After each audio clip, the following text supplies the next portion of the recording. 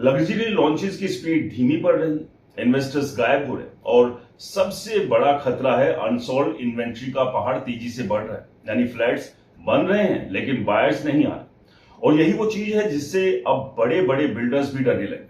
दोस्तों पहले समझिए कि पिछले कुछ सालों में रियल एस्टेट में अचानक बूम आया कैसे। कोविड के बाद जब इंटरेस्ट रेट्स नीचे थे, स्टॉक मार्केट तेजी में था, लोगों के पास कैश था, तब रियल एस्टेट को सेफ इन्वेस्टमेंट की तरह बेचा गया। बड़े इन्वेस्टर्स ने लग्जरी फ्लैट्स खरीदने शुरू किए। बिल्डर्स ने देखा कि प्रीमियम फ्लैट्स में प्रॉफिट मार्जिन ज्यादा है, इसलिए उन्होंने अफोर्डेबल हाउसिंग छोड़कर लग्जरी सेगमेंट पर पूरा फोकस शुरू कर दिया। यही वजह है कि नाइट फ्रैंक और एनरॉक जैसी एजेंसियों की रिपोर्ट्स लगातार बता रही है कि पिछले 2 सालों में 1.5 करोड़ से ऊपर वाले फ्लैट्स की सप्लाई तेजी से बढ़ी, जबकि मिडिल क्लास हाउसिंग धीरे धीरे कम होती। फाइनेंशियल एक्सप्रेस की रिपोर्ट के मुताबिक प्रीमियम हाउसिंग सेगमेंट अब कई सिटीज में टोटल न्यू लॉन्चेस का 40% से ज्यादा हिस्सा बन चुका है, जबकि 50 लाख से नीचे वाले फ्लैट्स की हिस्सेदारी लगातार गिर रही। मतलब बिल्डर अब मिडिल क्लास के लिए नहीं बल्कि रिच इन्वेस्टर्स के लिए मार्केट बना रहे थे।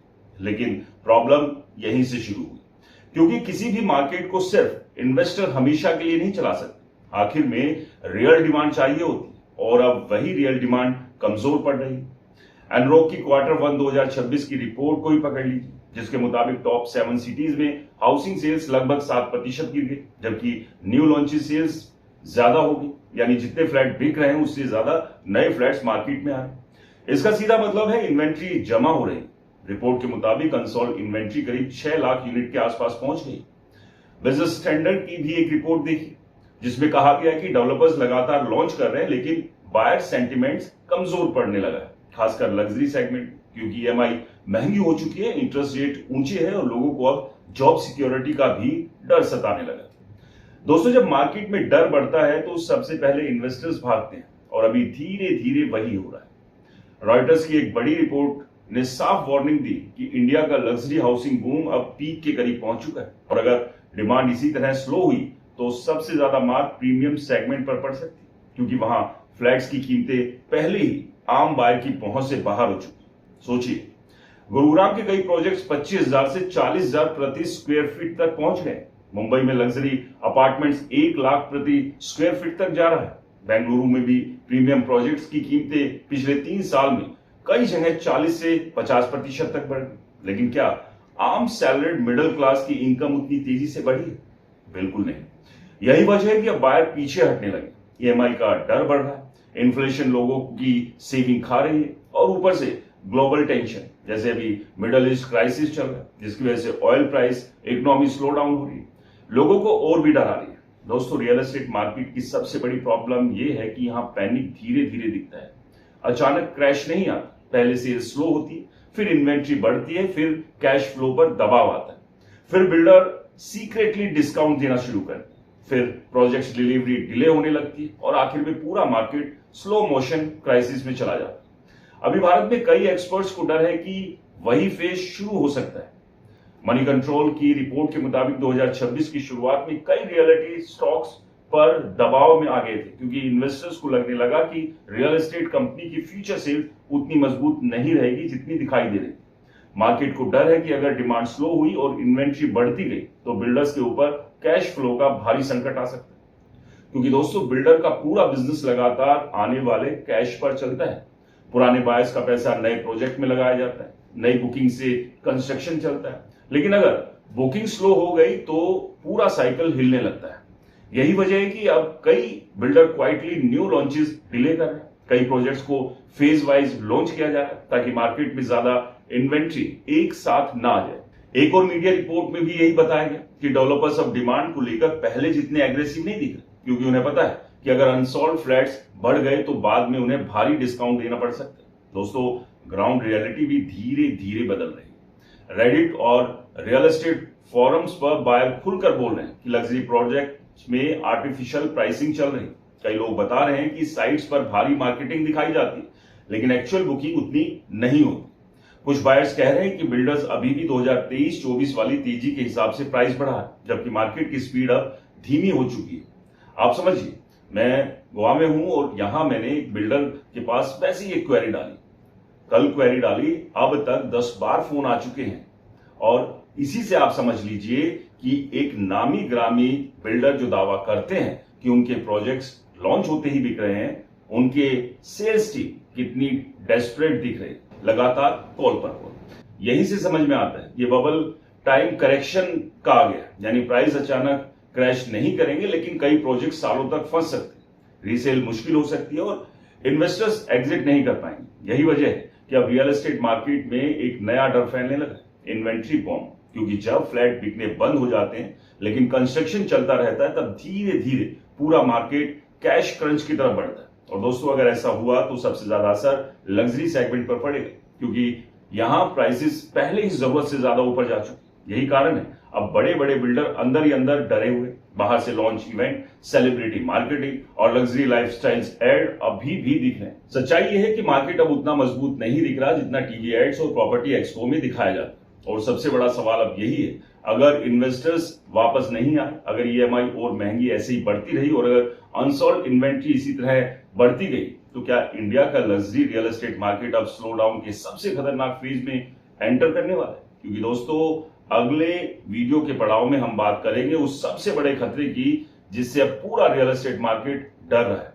इन्वेस्टर्स क्यों गायब हो रहे हैं, इन्वेंट्री बॉम्ब कैसे बन रहा है, और अगर ये क्राइसिस बढ़ा तो बायर, बिल्डर और पूरे प्रॉपर्टी मार्केट पर इसका असर क्या पड़ सकता है। इसलिए वीडियो में अभी बने रहिए, क्योंकि बहुत सारी और इंपॉर्टेंट इंफॉर्मेशन है जो यहां मैं आपके साथ शेयर करने वाला हूं। दोस्तों, रियल एस्टेट मार्केट की सबसे बड़ी सच्चाई ये है कि यहां सिर्फ घर खरीदने वाले लोग मार्केट को ऊपर नहीं ले जाते, बल्कि इस मार्केट को असली ताकत देते हैं इन्वेस्टर्स। वही इन्वेस्टर्स जो फ्लैट खरीदकर कुछ महीनों बाद प्रॉफिट में बेच देते हैं, वही इन्वेस्टर्स जो लॉन्च के समय 2 से 3 फ्लैट्स बुक कर लेते हैं, वही इन्वेस्टर्स जिनके पैसे से बिल्डर का कैश फ्लो चलता है। लेकिन अब सबसे बड़ा डर यही है कि वही इन्वेस्टर्स धीरे धीरे मार्केट से गायब होने लगे, और अगर इन्वेस्टर्स पीछे हट गए तो इंडिया के लग्जरी रियल एस्टेट मार्केट में सबसे बड़ा संकट शुरू हो सकता है। क्योंकि दोस्तों, पिछले कुछ सालों में रियल एस्टेट का जो बूम दिखा वो पूरी तरह एंड यूजर डिमांड पर नहीं, बल्कि इन्वेस्टमेंट मेनिया पर टिका हुआ था। लोगों को लगने लगा था कि प्रॉपर्टी की कीमतें कभी नीचे नहीं जाएगी। गुरुग्राम, नोएडा, मुंबई, बेंगलुरु, हैदराबाद जैसी सिटीज में कई इन्वेस्टर्स सिर्फ इसलिए फ्लैट्स खरीद रहे थे क्योंकि उन्हें भरोसा था कि अगले 2 से 3 साल में कीमतें 30 से 40% बढ़ जाएगी और वो इजीली एग्जिट ले लेंगे। लेकिन एग्जिट अब मुश्किल हो गया क्योंकि बायर नहीं, और अब यहीं से एक तस्वीर बदल रही है। ईएमआई महंगी हो चुकी है, इंटरेस्ट रेट्स ऊपर जा रहे हैं, ग्लोबल इकोनॉमी पर खतरा मंडरा रहा है, ऑयल प्राइस बढ़ने का डर है, जॉब मार्केट में अनसर्टेनिटी है, और सबसे बड़ी बात, लग्जरी फ्लैट्स इतने महंगे हो चुके हैं कि अब बायर पीछे हटने लगे। रॉयटर्स की एक बड़ी हाउसिंग पॉल रिपोर्ट के मुताबिक एक्सपर्ट्स को अब डर है कि इंडिया का लग्जरी हाउसिंग बूम धीरे धीरे ठंडा पड़ रहा है, क्योंकि प्रीमियम प्रोजेक्ट्स की सप्लाई लगातार बढ़ रही है लेकिन डिमांड उस स्पीड से नहीं बढ़ रही। यानी बिल्डर लगातार टावर्स खड़े कर रहे हैं लेकिन बायर उतनी तेजी से नहीं आ रहे। और दोस्तों, जब किसी मार्केट में सप्लाई डिमांड से ज़्यादा हो जाए तब सबसे पहले अनसोल्ड इन्वेंट्री बढ़ती है, और अभी भारत के रियल एस्टेट मार्केट में वही खतरा तेजी से बढ़ रहा है। एक और मीडिया रिपोर्ट के मुताबिक टॉप 7 सिटीज़ में अनसोल्ड इन्वेंट्री लगभग 5.76 लाख यूनिट तक पहुंच गई है। सोचिए, लाखों फ्लैट्स ऐसे पड़े हैं जो बिक नहीं रहे और इसके बावजूद नए लॉन्च रुक नहीं रहे। बेंगलुरु, मुंबई, गुरुग्राम और पुणे जैसे मार्केट में 2 करोड़ से ऊपर वाले लग्जरी फ्लैट्स की सप्लाई पिछले कुछ सालों में तेजी से बढ़ी, लेकिन मिडिल क्लास बायर वहां से धीरे धीरे गायब होने लगे। क्योंकि दोस्तों, सैलरी जितनी तेजी से नहीं बढ़ रही, उससे कहीं ज्यादा तेजी से प्रॉपर्टी प्राइस बढ़ गए। कई सिटीज में पिछले 3 से 4 सालों में लग्जरी प्रॉपर्टी प्राइस 40 से 70% तक बढ़ गए, लेकिन इनकम इतनी नहीं बढ़ी। यही वजह है कि अब कई लोग सिर्फ देखने जा रहे हैं, खरीदने नहीं। और यही वजह है कि कई बिल्डर्स अब सीक्रेटली डिस्काउंट देने लगे। बाहर से एड्स में दिखाया जा रहा है last few units left, sold out, luxury living revolution, लेकिन अंदर की रियलिटी ये है कि कई प्रोजेक्ट्स में बुकिंग पहले जैसी नहीं रही। रेडिट और ग्राउंड डिस्कशन में लोग खुलकर लिख रहे हैं कि मार्केट में बबल प्राइसिंग चल रही है। कई बायर्स बोल रहे हैं कि बिल्डर्स अभी भी 2023 वाली तेजी के हिसाब से प्राइसेस बढ़ा रहे हैं, जबकि ग्राउंड डिमांड कमजोर हो चुकी है। कुछ लोग तो यहां तक कह रहे हैं कि कई प्रोजेक्ट्स में आर्टिफिशियल स्कार्सिटी बनाई जा रही है, यानी ऐसा माहौल दिखाया जा रहा है कि फ्लैट्स तेजी से बिक रहे हैं ताकि बायर पैनिक में बुकिंग कर लें। लेकिन दोस्तों, अब बायर पहले जैसा इमोशनल नहीं, अब लोग ईएमआई कैलकुलेटर देखकर डर रहे हैं, क्योंकि 2 करोड़ का फ्लैट खरीदने पर कई जगह ईएमआई 1.5 से 2 लाख महीना तक पहुंच रही है। और अगर जॉब चली गई और या इकोनॉमी स्लो हुई तो वही लग्जरी फ्लैट फाइनेंशियल ट्रैप बन जाएगा, यानी एक कैद खाना। यही वजह है कि अब इन्वेस्टर धीरे धीरे एग्जिट करने लगे, क्योंकि इन्वेस्टर हमेशा वही रहता है जहां तेजी हो, लेकिन जैसे ही मार्केट स्लो होता है इन्वेस्टर सबसे पहले भागता है। और अभी रियल एस्टेट मार्केट में धीरे धीरे वही सिग्नल दिखाई देने लगे।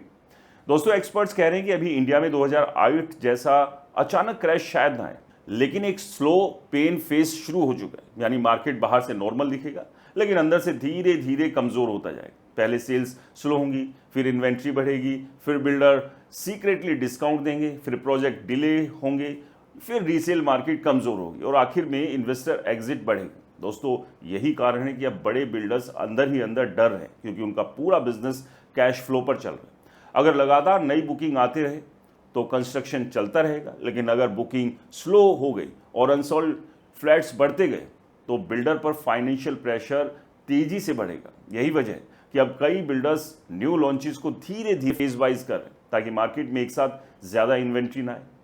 एक और रिपोर्ट को उठा लीजिए जो बताती है कि रियलिटी कंपनीज पर अब प्रेशर बढ़ रहा है, क्योंकि सेल्स ग्रोथ उतनी मजबूत नहीं दिख रही जितनी उम्मीद थी। कई रियलिटी स्टॉक्स में भी कमजोरी देखने को मिली, क्योंकि इन्वेस्टर्स को डर है कि आने वाले समय में डिमांड और स्लो हो सकती है। नाइट फ्रैंक की रिपोर्ट में भी वार्निंग दी गई कि premium housing market total sale का बड़ा हिस्सा बन चुका है, जबकि अफोर्डेबल हाउसिंग डिमांड लगभग 17% तक गिर गई है। इसका मतलब यह है कि बिल्डर अब मिडिल क्लास की जरूरत नहीं बल्कि लग्जरी बायर और इन्वेस्टर्स के भरोसे मार्केट चला रहा है। लेकिन अब वही इन्वेस्टर्स पीछे हटे और यही सबसे बड़ा खतरा है। दोस्तों, रियल एस्टेट का सबसे खतरनाक फेज वही नहीं होता जब प्राइसेस गिरते हैं, बल्कि वो होता है जब मार्केट फंसा हुआ लगने लगता है। यानी प्राइसेस ऊपर दिखते हैं लेकिन बायर नहीं आता, सेलर प्राइस कम नहीं करता, प्रोजेक्ट डिले होते हैं, रीसेल नहीं होती और लोगों का पैसा सालों तक अटक जाता है। और दोस्तों, फिलहाल के हालात भारतीय रियल एस्टेट में यही बने हुए हैं। शुरुआती दौर में बहुत सारे इन्वेस्टर्स को ये कहकर एंटर कराया गया कि आपको प्री लॉन्च पर डिस्काउंट मिलेंगे, 1.5 साल में आप मोटा मुनाफा करके एग्जिट कर सकते हैं और एग्जिट भी हम खुद कराएंगे। लेकिन वो एग्जिट हो ही नहीं पा रहा है, क्योंकि असल में जो प्राइसिंग का बबल बना दिया गया है उससे जो एंड यूजर यानी मिडिल क्लास, जिसे घर की जरूरत है इन्वेस्टमेंट के लिए नहीं रहने के लिए, उसके बजट से अब फ्लैट्स यानी प्रॉपर्टी बाहर होती जा रही है। और जब तक एंड यूजर मार्केट में कंफर्टेबल नहीं रहेगा तो मार्केट ठीक से चलेगा नहीं। इसलिए तमाम इन्वेस्टर्स फंसे हुए और अभी के जो हालात बने हुए, महंगाई की दर लगातार बढ़ रही है, पेट्रोल डीजल के दाम बढ़ा दिए गए हैं और इसका असर बाकी चीज़ों पर भी पड़ रहा है। क्रूड ऑयल के दाम लगातार $100 प्रति बैरल से ऊपर बने हुए हैं और कई लोगों का कहना है कि ये 150 से 200 भी जा सकते हैं। और अगर ऐसा हुआ तो आप समझिए कि हाहाकार मचने वाला है और इस हाहाकार का असर आम आदमी से लेकर बड़े बड़े बिल्डर्स पर भी पड़ेगा, क्योंकि ऐसे समय पर तमाम जो लोग घर अपने लिए लेने की भी सोच रहे हो किसी तरह से जुगाड़ करके या इन्वेस्टमेंट के लिए सोच रहे हो, वो उसे डिले कर देंगे। और अगर ये डिले हुआ तो आप समझिए तमाम प्रोजेक्ट्स पर इसका बहुत बुरा असर पड़ने वाला है। यानी प्रोजेक्ट्स डिले होंगे, टाइमली डिलीवर नहीं हो पाएंगे और मार्केट में एक अलग तरह का पैनिक खड़ा हो जाएगा, जो कि अब शुरू हो चुका है। दोस्तों, आपको क्या लगता है, रियल एस्टेट मार्केट की फिलहाल स्थिति क्या है? आपका अनुभव रियल एस्टेट मार्केट को लेकर क्या है? हमें कमेंट्स कर जरूर बताएं। वीडियो अच्छा लगा हो तो इसे लाइक करें, शेयर करें और हमारे चैनल को सब्सक्राइब और फॉलो करना बिल्कुल ना भूलें। नमस्कार।